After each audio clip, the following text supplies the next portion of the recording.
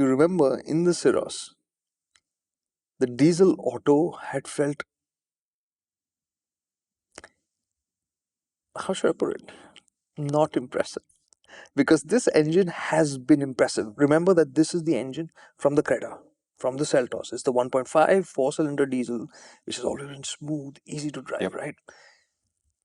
And suddenly it comes in the Syros, and it felt so annoying, right, with the automatic. No, it's just because it feels lethargic, then it comes on, and then it's like, you don't really get into a sync with it, right? And this has been one of their, like, let's say Hyundai Kia, for them, one of their strengths. It was a good, friendly diesel in this space, right? And if I remember correctly, you said on the Creta that if you're driving long distances, consider the diesel automatic. It will turn out to be a very nice package. Exactly. And it's always been such an impressive combination also. And so it was like, oh, they've introduced it here, but what's the point, right? That was something I think even Hyundai was kind of concerned about, that it has to drive well. And as it turns out, the good thing is that it drives well. This engine. So you're just winding us up to this point. That's exactly what I went through. So I was just like, oh, you're sharing your misery with us. So I was like, I went like, who wants to? And that was my first car that was allocated to me, the diesel automatic. I was like, why can't I start with the turbo petrol instead, right? So I started with the diesel automatic. That was my first car of the day. And I got in and I was like, okay, let's just get this over with. And you start driving and immediately you can feel, like immediately there's a perception that says that, no, this is not the same, right? Got it. It feels different. In fact, it feels lively. So yeah, it's a car that you then end up enjoy driving. Nice. So it has that old feel that that you would appreciate. It has that. So that was another one of those curveballs that went, thankfully, kind of corrected itself. But in this story, there's one thing that continues to be a concern. And with diesels, anybody looking to buy diesels has to weigh this up. Do your own homework. Don't take my word for it. But we are noticing more and more that efficiency is going down with diesels. And this seems to be happening sharper now. We do not know why. Okay. Right? Even on my drive with this car, in which I drove it 100 kilometers and combined all the venues that we drove over 200 kilometers. The diesel I spent the most amount of time with. The efficiency was under 12. Yeah. And while this is, it sounds ridiculous. Okay, fair bit. I drove a fair amount in the city. In the Goa's by lanes, slow speeds, did a little bit of the highway, drove hard, did all of that. So it's mixed usage.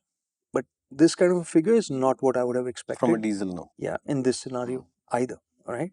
So I'm raising this as a flag. We've said it. We will check this out when we get the cars here to test.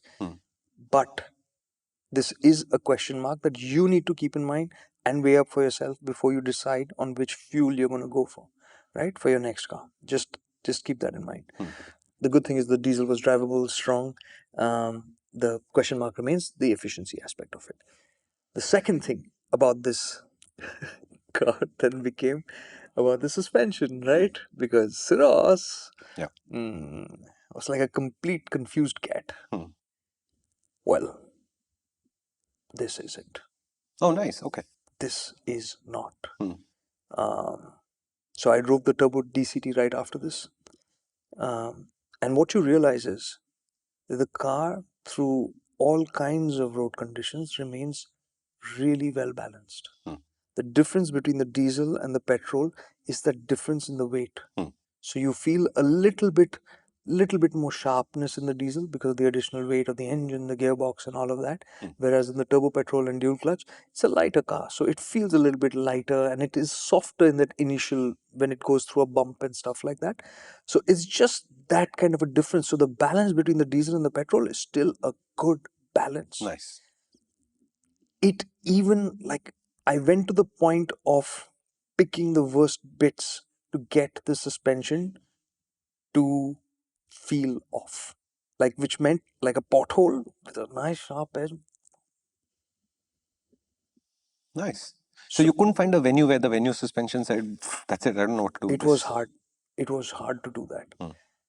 And in this, there is one larger theme for me which comes through, that if this is the trajectory that Hyundai is on, in terms of how they're engineering their platforms and how they're doing the suspensions, they are something to watch out for. All the more so because these were their traditional shortcomings. Yep, you're right? These were things that they seem to just struggle with endlessly. But now we are seeing consistently, we've especially seen it with the EVs from the Hyundai Kia family, right? The Creta EV, the Clavis EV. We're seeing them make big steps. And now we're seeing this on ICE as well, right? Where you just get in and drive it and it works.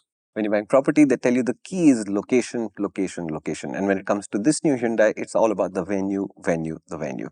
If you want to know everything about this car, Kartikeya has chewed my ear off for almost 90 minutes. And if you want to catch the full episode, you'll have to come to the app. On YouTube, there is a shorter version of this. But MotorInc First is always free to watch in both the places. And the app is free to download.